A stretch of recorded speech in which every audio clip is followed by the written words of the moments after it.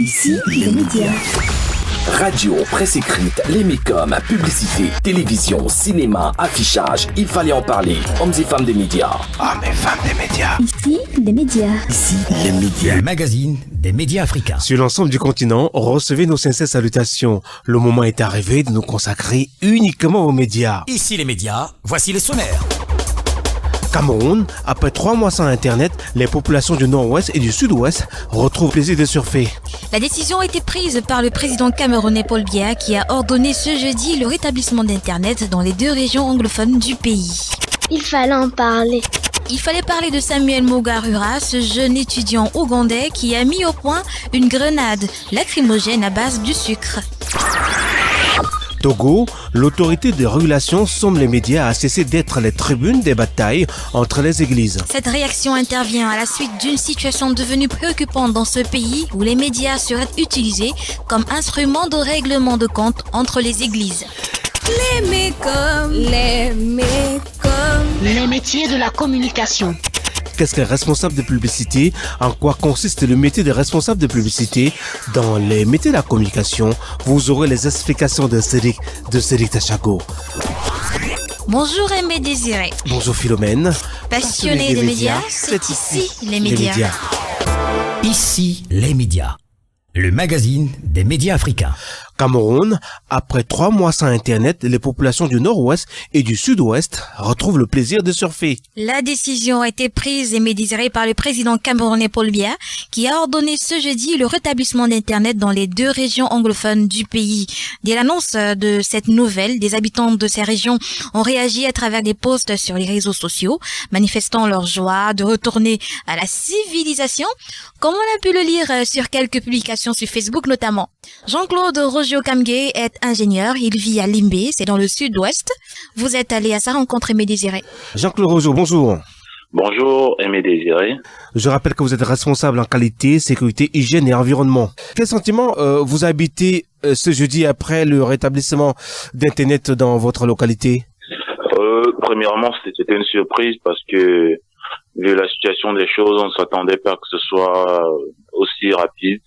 Bien que ça revienne de sitôt. Aussi, c'était un réjouissement, c'était important que cela puisse revenir parce que nos activités commençaient réellement à se plomber en matière de communication et d'échange d'informations avec différents fournisseurs, avec nos différentes missions de contrôle pour nos différents marchés, puisque nous sommes dans une entreprise de génie civil. Grande était notre joie qu'elle revienne enfin. Oui. Alors, comment vous avez vécu cette longue période sans Internet? C'est 93 jours au total, hein? Absolument. 3 mois, 3 jours depuis le 16 janvier. Donc, c'était carrément le blackout. En matière d'activité, que ce soit sur le plan professionnel ou personnel. Ouais. Quand on est dans un monde où la technologie avance, où il faut être toujours à l'affût de l'information, où il faut tout le temps créer, il faut inventer, innover. Mais on avait vraiment besoin. Donc, ça a été difficile dans le domaine du partage de l'information. Ouais. Dans cette zone du sud-ouest, nous sommes dans un projet dans lequel il y a une mission de contrôle. Le partage de l'information se faisait avec l'utilisation de l'outil Internet entre les entreprises. Vous voyez, ce qui nous pousse à nous déplacer, à utiliser les fichiers papier, les CD, d'aller d'un point à l'autre, tous ces déplacements avec tous les risques qu'on encourait. Donc, peut-être il serait précipité de le dire. Est-ce qu'on peut avoir une estimation des pertes occasionnées par cette coupure pour votre entreprise? C'est vraiment tôt de le dire, puisque ce n'est que hier, dans l'après-midi ou bien en soirée, que nous avons eu la connexion. En matière de coûts, si on veut chiffrer, les données ne sauraient être exhaustives pour l'instant. Il faut prendre du temps et faire tout un calcul de comptabilité par rapport aux dépenses liées au transport pour acheminer l'information d'un point à l'autre. Parce que c'est ça le plus coûteux. Le coût d'acheter des CD, les supports papier, les impressions, les encres et tout. C'était vraiment ça le must dans notre entreprise, puisque je suis pas dans le domaine de l'entreprise. Sans imaginer que vous ne vous cultivez plus quand vous n'avez pas de connexion, puisque Internet c'est là où tout se trouve. On est obligé de regarder la télévision, se partager des informations via la télé. Et peut-être des gens par téléphone peuvent vous donner 2 ou 3 informations par rapport à ceux qui sont dans des zones connectées. Donc par rapport au coût, nous ne pourrons pas avoir des... Mais je vous ai donné quand même les points essentiels, les points focaux sur lesquels on peut se baser pour faire un chiffrage. Oui. Dans le coût du transport, cheminer l'information d'un point à l'autre, le coût des encres, les papiers, les CD, tous ces disques que nous utilisons. Avec tout ceci, nous avons compilé tellement de documents. Oui. Ce qui nous a mis en mal dans le problème de traçabilité. Pour un qualiticien comme moi, j'étais obligé d'avoir tellement de documents, ce qui n'est pas très judiciaire pour le travail d'un qualiticien où la gestion documentaire est l'un des piliers du système de management. Aujourd'hui, Internet est rétabli. Est-ce que c'est tout Internet? Est-ce que vous avez WhatsApp, Google? Est-ce que tout est rétabli ou il y a encore des restrictions? Je ne saurais vous dire, mais bon, je crois que Google, WhatsApp, IMO, Instagram et Facebook, je crois que tout ça ça marche. J'ai bien essayé, ça marche. Bon, par rapport aux restrictions, je pense que le ministère des Télécoms nous avait envoyé tous des messages. Donc, pour ceux qui sont au Cameroun, de ne pas faire certains dépassements, il y avait des thèmes à ne pas aborder. Et sur la toile, ce sont les restrictions. Si pour savoir les pages qui peuvent s'ouvrir, celles qui ne peuvent pas s'ouvrir, je ne saurais vous dire. Mais bon, globalement, les pages les plus fréquentées, ça marche. Alors, en tant que responsable en qualité, est-ce qu'on peut avoir une idée de la qualité d'Internet qui vous est servi aujourd'hui et que vous avez avant janvier? Absolument. Bon, je crois qu'il est tôt pour évaluer parce que ça fait à peine 24 heures que nous avons la connexion. Et jusqu'à là, je crois que ça marche. On ne peut pas dire que c'est assez différent, mais je crois que c'est assez tôt pour pouvoir en juger du fait que il y a eu peut-être les données sont un peu plus rapides, les datas sont plus rapides. Je ne peux pas encore me prononcer là-dessus. Pour sortir de cet entretien, monsieur Jean-Claude Rojo-Kamgay, avez-vous le sentiment que la page est définitivement tournée? Est-ce que vous avez la crainte qu'on peut repartir vers notre coupure? Bon, personnellement, je crois que tout est fini parce que si c'est un décret présidentiel, c'est la plus haute personnalité de l'État. Il a décidé de prendre les choses en main, il a agi comme un père pour la nation. Bon, je crois que avec la situation qui s'est améliorée énormément dans les régions anglophones, tout est calme et tout va bien ici. C'était le couronnement pour que les choses fonctionnent encore plus. Monsieur Jean-Claude Rojo-Kamgay, merci d'avoir répondu aux questions d'ici les médias. Je vous en prie. C'était monsieur Jean-Claude Rojo-Kamgay, responsable en qualité, sécurité, hygiène et environnement. Il est à Limbé, c'est dans le département du Fako, c'est au sud-ouest du Cameroun. Nous avons eu Jean-Claude au téléphone quelques heures seulement après le rétablissement d'Internet dans les zones anglophones du Cameroun. Je dois ajouter à votre suite, toujours en rapport avec cette actualité liée au retour de l'Internet dans les deux régions anglophones du Cameroun, que dans le communiqué rendu public ce jeudi, le ministre camerounais de la communication Issa Tirouma Bakary précise ceci, je cite, « Le gouvernement se réserve le droit de prendre des mesures appropriées pour éviter qu'Internet ne soit utilisé à nouveau pour susciter la haine et la discorde entre Camerounais. » Dixit Issa Tirouma Bakary. Ceci signifie qu'on peut s'attendre à une autre coupure éventuelle. Effectivement. Côte d'Ivoire, une amende de 2 millions de francs CFA pour les journaux Abidjan Sport et La Voix. Chacun de ces journaux paiera 1 million de francs CFA aux contribuables pour non-respect de décisions prises par le Conseil national de la presse. Merci Boumba. Ici, les médias. Selon l'agence Ecofin, les deux journaux sont frappés pour récidive. Le bi-hebdomadaire Abidjan Sport, édité par la société Nord-Sud Communication, est revenu à la charge contre le président de la Fédération ivoirienne de football, Sidi Diallo, en accusant ce dernier de corruption. L'article accusateur est intitulé « Élection à la FIFA, Sidi Diallo a bel et bien reçu de l'argent, l'un de ses conseillers confirme ». En mars dernier, le journal Abidjan Sport avait déjà été suspendu pour avoir tenu des propos inexacts sur Sidi Diallo. Quant au quotidien La Voix, il est sanctionné pour avoir pris le parti de certains acteurs impliqués dans la crise interne au sein du parti FPI de l'ex-président ivoirien Laurent Gbagbo. En effet, le journal a continué de publier des communiqués signés par des personnes non habilitées légalement à parler au nom du parti. Le Conseil estime que le journal a violé son communiqué du 16 juillet 2015 interdisant l'attribution de titres et qualités à des personnalités non investies par le FPI. Les deux journaux sanctionnés ont 30 jours pour faire appel des décisions du Conseil national de la presse auprès de la Chambre administrative de la Cour suprême. Ici, les médias. C'était Marcy Boumba à Libreville au Gabon. Alors, Olivier Caillou, bonjour. Oui, bonjour Aimé Désiré et bonjour à Philomène et sans oublier tous les auditeurs de Ici les médias. Bonjour. Alors, Olivier, sachant que l'un des journaux, à savoir La Voix, qui a été sanctionné, a des atomes crochus avec le FPI de l'ex-président Laurent Gbagbo, ne peut-on pas voir derrière cette sanction une quelconque main politique qui viserait à maintenir sous silence les proches de l'ex-président ivoirien? Alors, pour ce qui me concerne, lorsque j'observe cette situation, je me dis qu'en regardant le problème uniquement sur un aspect politique, on serait tenté évidemment de corroborer cette version. Mais attention, ici on est dans des faits de droit et donc il y a un organisme qui est là pour réguler les médias. Tout le monde sait qu'au niveau du FPI, il y a eu une guerre de succession après le président Laurent Gbagbo qui est encore en jugement du côté de la CPI. Et c'est en ce moment monsieur Afin N'Guessan qui est à la tête du parti. Et c'est vrai que ceux qui sont vraiment très proches ou très pro Laurent Gbagbo ne sont pas pour Monsieur N'Guessan et donc éventuellement ne le reconnaissent pas comme étant le nouveau patron du FPI.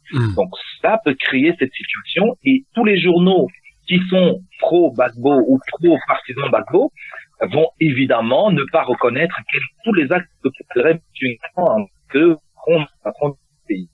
Heureusement pour le paysage médiatique ivoirien et malheureusement pour les pro-Gbagbo, il y a un organisme qui est là pour veiller à cela. Et il me semble que cet organisme avait déjà prévenu cette presse à La Voix particulièrement du fait que les personnes qui ne sont pas responsables reconnus administrativement du FPI ne devaient pas être ceux qui ont les arguments en affiche dans les journaux. Donc aujourd'hui, c'est tout à fait normal que ce journal soit rappelé à l'ordre parce que, évidemment, il ne respecte pas les injonctions qui lui sont faites par l'organisme chargé de la régulation au niveau des journaux. Maintenant, pour ce qui concerne le premier journal qui, évidemment, donne des accusations mensongères, et on l'a souvent dit que, attention, quand un média donne une information, il faut être sûr d'avoir la preuve.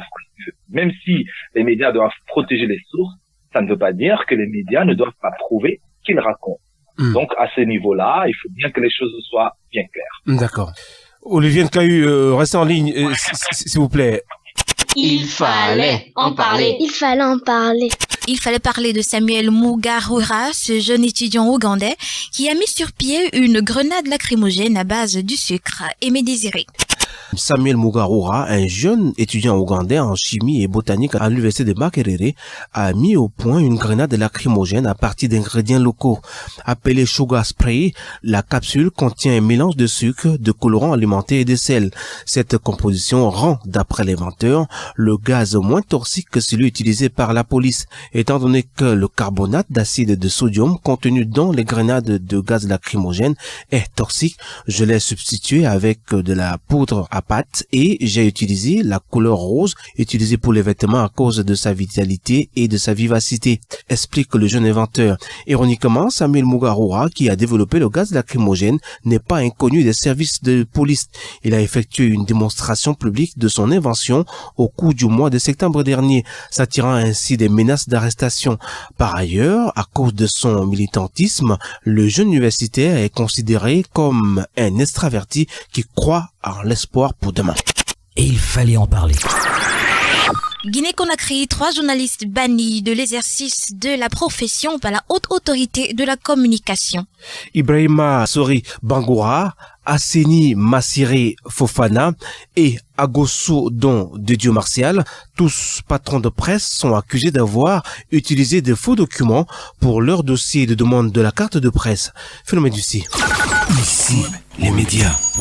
Le communiqué de presse a été rendu public ce début avril par la haute autorité de la communication en Guinée. En effet, il n'y aura pas de carte professionnelle de presse pour ces 3 journalistes. Vous les avez nommés il y a un instant, Aimé Désiré. Il s'agit d'Ibrahima Sori Bangoura, qui est directeur de la publication du journal La Logique et du site web d'information Guinée Future. Asseni Massiré Fofana, éditeur du journal de la Nouvelle Ère, et Agousso Don de Dieu Martial, patron du journal La Nouvelle. Ils sont sanctionner ces journalistes par la haute autorité de la communication. L'instance de régulation leur a non seulement refusé la carte de presse, mais elle a aussi banni de l'exercice de la profession de journaliste.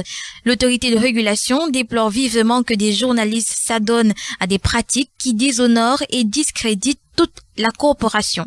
Les 3 journalistes sont accusés d'avoir produit de faux documents dans leur dossier de demande de la carte de presse. Ils ont chacun produit un extrait de casier judiciaire et un certificat de non-poursuite judiciaire avec la mention néant.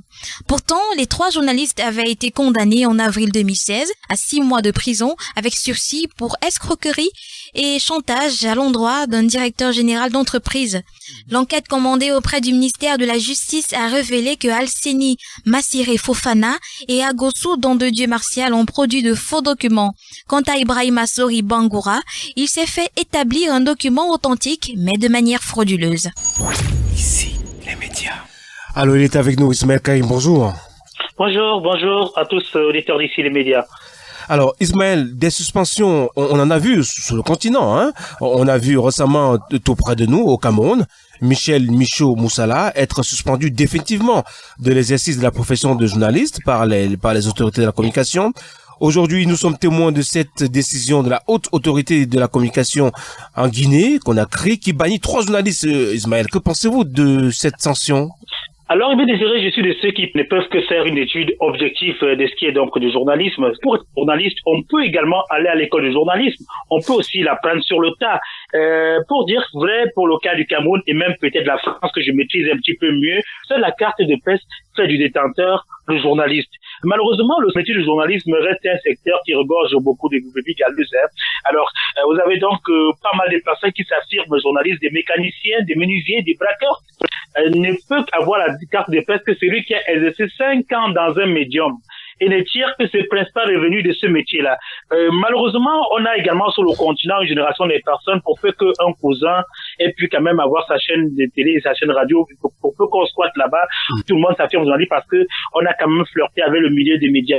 Le cas donc de Sieur Sori Bangoura, d'Alessani Massiré Fofana, de Martial Ogosso, des patrons donc de presse qui se retrouvent à utiliser des faux documents pour avoir la carte de presse afin de s'affirmer du journaliste, ça pose problème. Heureusement qu'il y a quand même des organismes qui sont donc là pour pouvoir frapper la main et on peut régulariser un petit peu ce secteur de journalisme qui est resté un secteur où on retrouve beaucoup de brebis galeuses aujourd'hui et que vous avez quand même sur place une génération de journalistes qui vont sur le terrain et qui se trouvent en train de dire au revoir 1, 2, 3, 4, 5 fois parce que on attend le 20e, parce que c'est la débrouillardisme qui est là et vous avez des journalistes où on peut même acheter parce qu'au départ le journaliste était quelqu'un de crédible. Aujourd'hui, pour peu que vous avez de l'argent, vous pouvez quand même manipuler des écrits, acheter la conscience des journalistes. Le métier du journaliste sur le continent est extrêmement clochardisé.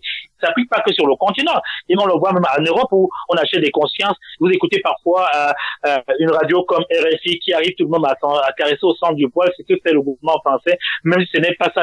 L'information est parfois manipulée, biaisée au bon vouloir du plus fort. Moi, je ne peux que faire un commentaire objectif pour que la loi puisse s'appliquer. Ismaël, oui. Comment réagiriez-vous aujourd'hui si on vous interdisait d'exercer votre profession de journaliste? Il faudrait bien connaître des raisons pour m'interdire d'exercer ce métier parce que c'est un métier que j'aime tant. J'ai des qualificatifs ou encore, je suis allé à l'école du journalisme, j'exerce dans un médium que vous connaissez très bien. Donc en fait, il y a pas mal de vendeurs d'illusions. Il est temps qu'on applique certaines personnes pour que ça puisse un petit peu éliminer un certain nombre de brebis galeuses qui se retrouvent dans ce domaine, ce secteur d'activité-là. Ouais. Olivier? Oui. On parle d'une chose assez grave, suspendre définitivement des personnes de leur profession. Imaginez-vous la passion qui vous habite tant pour l'animation radio, l'animation télé également, relais promo. Imaginez-vous un instant que vous êtes suspendu d'exercice de votre fonction, de votre métier. Quelle sera votre réaction, Olivier? Ah bah c'est clair que quand on est passionné par son métier, sa profession, on ne peut être que très frustré. Mais vous savez, Karim vient avec les mots qu'il faut d'expliquer un tout petit peu comment ça se passe. On ne peut pas, sous prétexte qu'on est journaliste ou qu'on est animateur ou quoi, être en marge, parce que chaque métier a un code et il faut respecter ce code-là. Si on ne respecte pas les règles, évidemment, aujourd'hui, il y a des organes, des régulations pour apporter un certain nombre de sanctions. Que quelqu'un soit interdit d'exercer une profession parce qu'il a été en marge, non pas une fois, mais plusieurs fois, oui. C'est tout à fait normal. Maintenant, quand on est passionné par son métier, on ne va pas tous les jours être en marge. Il peut nous arriver une fois d'être en marge, que on reste des êtres humains donc faillibles. Il peut arriver qu'on soit une fois à la marge, mais une fois qu'on vous a rappelé à l'ordre, à ce moment-là, vous vous mettez sur le rang et vous continuez. Parce que tout passionné de métier, c'est quelqu'un qui va exercer ce métier en respectant les règles. Et l'éthique surtout. Et l'éthique. Oui, Olivier. Oui. Merci d'avoir répondu aux questions d'ici les médias. Ben écoutez, c'est moi qui vous remercie et je remercie éventuellement Philomène Jussi et toi aussi et tous les auditeurs d'ici les médias et à la semaine prochaine. Merci, à la semaine prochaine. Merci Olivier. Ismaël, merci d'avoir répondu aux questions d'ici les médias. Il n'y a pas de souci. Donc, la semaine prochaine, pour des prochains thèmes, et je viendrai donc avec notre énergie, j'espère bien. C'était Olivier Nkahu, notre correspondant à Strasbourg, et Ismaël Karim, notre correspondant à Paris. C'est en France. Togo, l'autorité de régulation somme les médias à cesser d'être des tribunes de bataille entre les églises. Cette réaction intervient à la suite d'une situation devenue préoccupante dans ce pays où les médias seraient utilisés comme instrument de règlement de compte entre les églises et les pasteurs. Hélène Dobidi. Ici, les médias. Au Togo, l'autorité de régulation somme les médias à cesser d'être la tribune des batailles entre les églises. Cette réaction intervient à la suite d'une situation devenue préoccupante dans ce pays où les médias seraient utilisés comme instrument de règlement de compte entre les pasteurs et églises. Dans le texte daté du 10 avril 2017, la haute autorité de l'audiovisuel et de la communication met en garde les hommes de Dieu qui se livrent bataille par médias interposés. La sortie de la haute autorité intervient au lendemain d'une plainte du Conseil chrétien du Togo faisant suite à une junte médiatique opposant cette fois-ci le docteur Luc Russell Adjaro et l'évangéliste Afolabi. Luc Russell Adjaro, promoteur de l'église Zion, est accusé de se servir de son média, la chaîne TV Zion, pour dénigrer l'église des Assemblées de Dieu du Togo. Le Conseil chrétien fait d'ailleurs état d'injures et de dénigrements que le pasteur Luc Russell Adjaro aurait proférés. Le mis en cause répond qu'il réagirait ainsi aux attaques, critiques, calomnies et menaces que son collègue Afolabi a faites sur les ondes de la radio Jésus vous aime. Le pasteur Luc Russell Adjaro ajoute que ces sorties sont cautionnées par plusieurs dirigeants religieux dans le but de nuire à l'église Zion. La haute autorité de l'audiovisuel et de la communication insiste sur l'obligation des médias de s'en tenir à leur cahier de charges respectifs. Ici, les médias. C'était Hélène Dobidi à Lomé au Togo. Il est avec nous, Cédric Tachago. Bonjour. Bonjour Aimé Désiré, bonjour Philomène Jussi. Bonjour Cédric. On assiste, Cédric, depuis un certain nombre d'années à la profusion des églises dites de réveil sur le continent africain. Et pour maintenir et recruter les ouailles, les pasteurs et autres prédicateurs ont décidé de conquérir l'espace médiatique. Chacun peut se faire une radio, chacun peut payer de l'espace dans des radios ou dans des télévisions. Ce qui est de bonne guerre, on peut le dire. Cependant, cette bataille menace l'intégrité religieuse dans nos pays. Ne serait-il pas peut-être temps pour les gouvernements de reculer davantage cette communication comme c'est le cas au Togo aujourd'hui? Effectivement, Aimé Désiré, mais de prime abord, il faut dire qu'il est quand même curieux de constater que les batailles de ce type se déroulent entre des hommes d'église, c'est-à-dire des personnes garantes de la foi et qui sont censées promouvoir une certaine éthique, une certaine morale. On pourrait s'interroger sur la coloration du discours que ces deux pasteurs tiennent à leurs fidèles. Mais on le sait aujourd'hui, et c'est quasiment un secret de polichinelle, les nouvelles églises poussent comme des champignons et semblent développer un important côté business. Qui pousse parfois à développer ce qu'on appelle le marketing divin. Donc régulièrement, le terrain médiatique est tout trouvé pour promouvoir l'image de sa chapelle, de sa congrégation et faire passer ce fameux message divin. Donc cette multiplicité d'églises Aimé Désiré explique clairement la multiplicité des chaînes de radio et de télévision à vocation confessionnelle qui font montre de leurs compétences et de leurs prouesses religieuses question de recruter de plus en plus de fidèles. C'est pas qu'au Togo qu'on peut observer cela. Et même ici, à Douala, au Cameroun, vous n'aurez qu'à vous livrer à un exercice de zapping pour constater que les chaînes religieuses inondent la médiasphère. Maintenant, il est clair qu'au nom de la laïcité et en prime au nom de la liberté de communication, on ne peut pas facilement interdire à un promoteur religieux de mettre sur pied un outil médiatique, surtout si ce dernier remplit les conditions requises. Mais ici, le combat, nous le pensons, Aimé Désiré, réside bel et bien dans la régulation. Il y a des lois qui régissent le fonctionnement des médias et malheureusement, même si votre pouvoir vient de Dieu, vous n'avez pas le droit de les outrepasser. Nous saluons donc au passage les décisions de l'autorité de régulation togolaise qui tente de semer la paix entre deux hommes d'église qui ont pour devoir de promouvoir la paix. On a vu le cas chez vous au Cameroun. À un certain moment, il y a eu une prolifération des églises et les autorités ils ont décidé de frapper du poing sur la table, Sadiq. Effectivement, ici au Cameroun, c'est le cas, je l'ai dit. On constate effectivement que ces églises de réveil poussent comme des champignons et c'est chaque église qui essaie de mettre un outil religieux pour faire passer le discours. Mais maintenant, les pouvoirs publics ont ce rôle de pouvoir effectivement réguler, de faire respecter la loi afin qu'on ne fonctionne pas dans l'anarchie et que les libertés soient respectées. Sadiq Tachago, merci d'avoir répondu aux questions d'ici les médias. Merci Aimé Désiré. Ne partez pas, je vous en prie. D'accord Aimé Désiré, je reste en ligne. D'accord. Les métiers de la communication. Qu'est-ce qu'un responsable de publicité? En quoi consiste le métier des chefs de publicité dans les métiers de la communication? Voici les explications de Sadiq Tachago. Spécialiste du marketing et de la publicité, le chef de pub joue un rôle d'interface entre l'annonceur et l'équipe créative de l'entreprise pour laquelle il travaille. Il est l'homme qui lie entre eux tous les ingrédients nécessaires à l'élaboration d'une campagne publicitaire. Pour cela, il coordonne des campagnes publicitaires pour les annonceurs.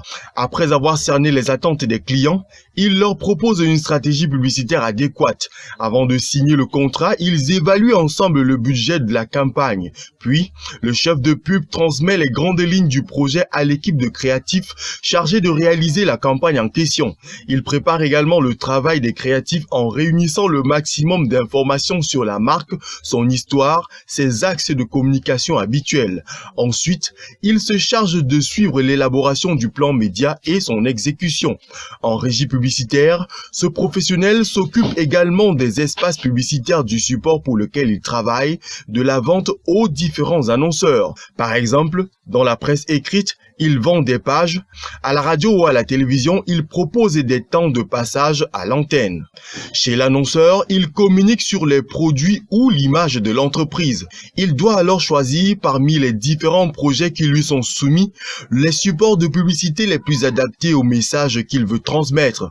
Encore appelé responsable de publicité, ses fonctions et ses responsabilités varient énormément selon la taille de l'agence pour laquelle il travaille. Dans une petite structure, il est multicasquette et autonome. Dans les agences plus importantes, il est sous les ordres d'un chef de groupe. La négociation est le maître mot de ce métier. Qu'il exerce en régie, en agence ou chez un annonceur, le chef de publicité doit avoir la fibre commerciale et savoir convaincre. Il doit aimer les contacts humains car il est amené à travailler avec des clients issus de milieux professionnels très divers. Des talents d'organisateurs et de coordonnateurs s'imposent également. La rigueur est très importante et le sens donné du détail fait toute la différence. En agence, sa position d'intermédiaire est délicate. Il doit faire preuve de diplomatie pour faire passer les messages entre l'agence et le client et entre la création et la fabrication. Enfin, c'est un gestionnaire qui doit concilier des impératifs financiers, artistiques et techniques. Vendre, gérer, organiser et coordonner, voilà résumé en 4 mots les tâches de ce maillon clé dans la chaîne de communication. Ainsi, les métiers de la communication étant divers et variés, à vous de tracer votre chemin. Maintenant que vous savez en quoi consiste le métier des responsables de publicité, à vous de prendre la bonne décision pour une meilleure intégration dans le monde de la communication. Ici, les médias. Le magazine des médias africains. passionnés des médias, vous avez écouté cette autre édition d'Ici les médias. Soyez remerciés. L'équipe au grand complet, producteur Ada Production, coproducteur Radio Veritas au Cameroun, Record FM au Gabon, prise de son Sam Miki, nos correspondants Roland Diakou et Marcy Boumba à Libreville au Gabon, Cédric Tachago à Douala au Cameroun, Hélène Doubidi à Lomé au Togo, Karine Mambou à Johannesburg en Afrique du Sud, Dédi Patou à Rabat au Maroc, Olivier NKU à Strasbourg, Ismaël Karim à Paris en France, Edita Nefertiti à Berlin en Allemagne. Retrouvez ce programme sur notre page Facebook, Ici les médias. Edita Nefertiti et Karine qui n'étaient pas disponibles pour cette édition, on les retrouvera la semaine prochaine, Philomène. D'accord. Dans ce studio, elle, Philomène Ducy. Et lui, Aimé Désiré Adoré. Passionné de médias, c'était Ici les médias. Prenons rendez-vous sur votre radio. Ici les médias. Production